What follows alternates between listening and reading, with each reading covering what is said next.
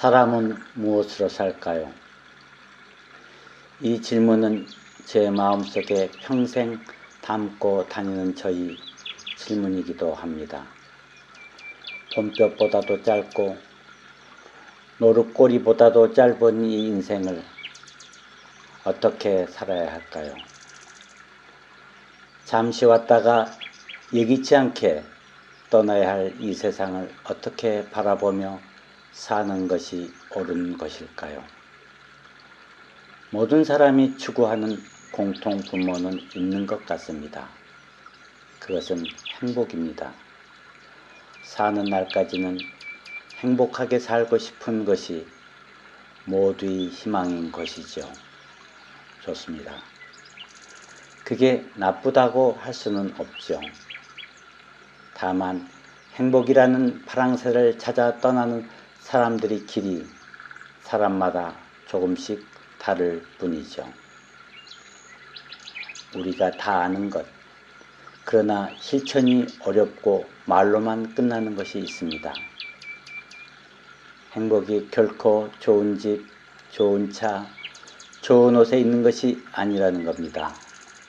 또 높은 지위가 행복이 필수 요건도 아니라는 말에도 동의하시는 분들이 많습니다.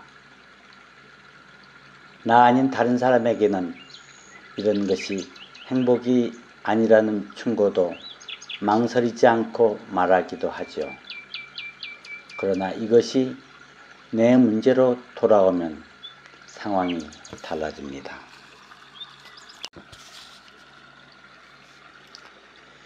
여전히 좀 더 많은 재물을 쌓아두기를 원하고 좀 더 높은 지위를 탐하기 위해 또 그것을 유지하기 위해서 해서는 안 될 일도 부끄러움 없이 저지릅니다. 사실 이런 것과 거리두기가 매우 어렵습니다.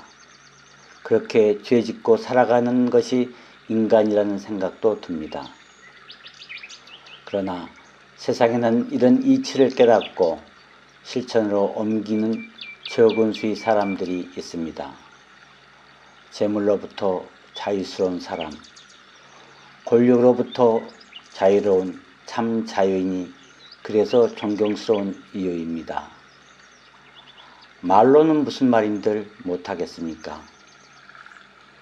그러나 그런 자유도 자발적 자유가 아니라면 그것 또한 고통입니다. 사회의 경쟁으로부터 밀려나 부득이 원하지 않은 자유인이 되었다면 그게 우리가 요즘 우스갯소리로 말하는 삼식일 겁니다. 그런 자유는 자발적 자유가 아니겠죠. 아마 은퇴 후에 뒷산을 올라가 봐도 낚싯대를 강물에 담가 봐도 마음속 한쪽이 시린 것을 어떻게 합니까? 그건 행복이 될 수가 없습니다. 나 역시 이 삶에 대한 기본적 인식이 괴로움이라는 것에 동의합니다. 그러나 이 괴로움을 해결하는 것은 재물이나 권력이 아니라는 것에 나름의 신념은 있습니다. 이제야 이것을 깨우쳤으니 부족해도 한참 부족한 것이죠. 두 가지 예만 들겠습니다. 하나는 중국 송나라 사람 도연명에 대한 것이고 또 다른 하나는 미국의 데이비드 솔로에 대한 이야기입니다.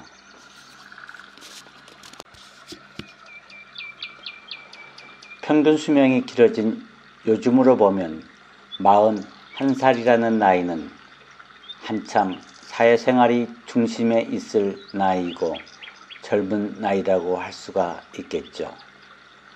그러나 송나라 때라면 좀 다를 것 같다는 생각이 들기는 합니다만 여하튼 도연몽은 41살에 현역에서 은퇴를 하고로 고향으로 되돌아가면서 쓴 시가 그 유명한 귀고래사입니다.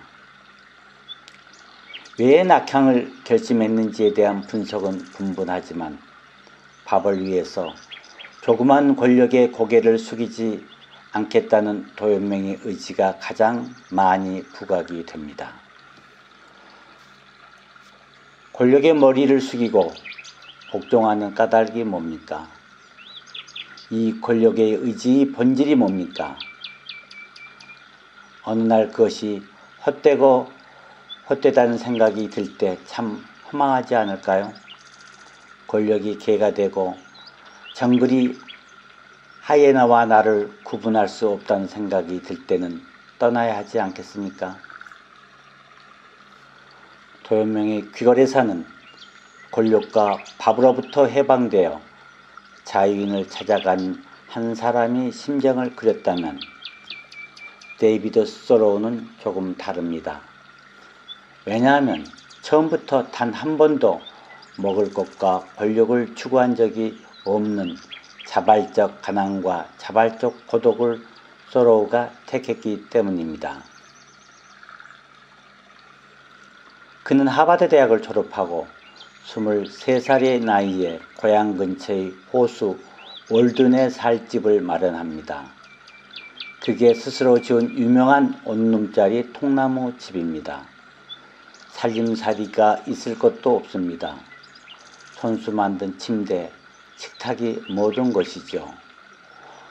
모든 것을 자급자족하면서 2년 동안 삶을 성찰한 것을 글로 써놓은 것이 그 유명한 월든입니다. 28살의 총각이 홀로 살면서 느끼고 본 것을 써두었던 이 글들은 그가 살던 시대에는 주목받지 못하고 묻혀버렸죠. 그러나 요즘은 의외로 읽는 사람이 많은 책이 되었습니다. 돌아가신 법정 스님도 좋아했던 책이라고 하더군요. 생각해 볼 점은 이렇습니다. 이 각박하고 험한 세상, 마치 잠시 소풍 나온 것 같은 이 짧은 시간을 어떻게 보내야 하는지에 대한 답을 찾는 사람들에게는 무척이나 요긴한 책이라고 할 수가 있습니다.